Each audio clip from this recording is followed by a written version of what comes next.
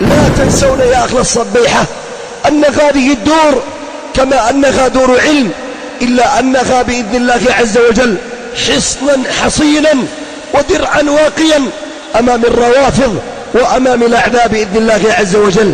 وإليكم لفتة يسيرة إلى ما كان يجري في محافظة الضالع، كيف قام طلاب تلك الدار، دار الشيخ رشاد حفظه الله تعالى بفضل الله عز وجل وحده لا شريك له، ثم تلك الدار التي وقف رجالها أمام الروافض وما زالوا إلى يومنا يتكبدون الخسائر.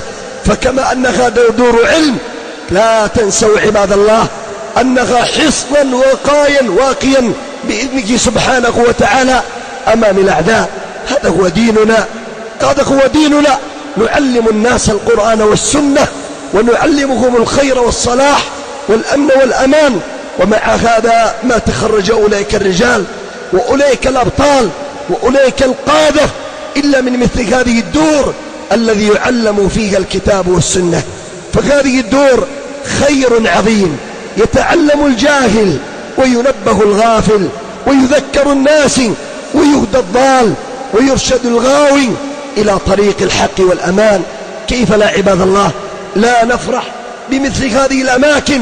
تخيلوا عباد الله، من مثل هذه الدار يخرج في كل جمعة بفضل الله ما يقارب أكثر من 140 خطيبا. تخيلوا معي لفتة يسيرة أن هؤلاء الخطباء في 140 مسجدا يدعون إلى توحيد الله، يدعون إلى سنة رسول الله، يدعون إلى الصلاة، يدعون إلى الأمن والأمان، يدعون إلى بر الوالدين، يدعون إلى صلة الأرحام، يدعون إلى حقوق الجيران، يدعون إلى كل خير. تخيل عبد الله حين الناس يسمعون هذه المواعظ، يسمعون التوحيد، يسمعون الدعوة إلى التوحيد، يسمعون السنة، يسمعون كلمة الاجتماع والألفة، ماذا تنتظرون يا عباد الله؟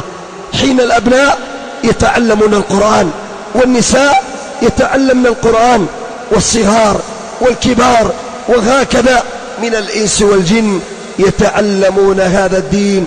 أبشروا وأملوا ورب الكعبة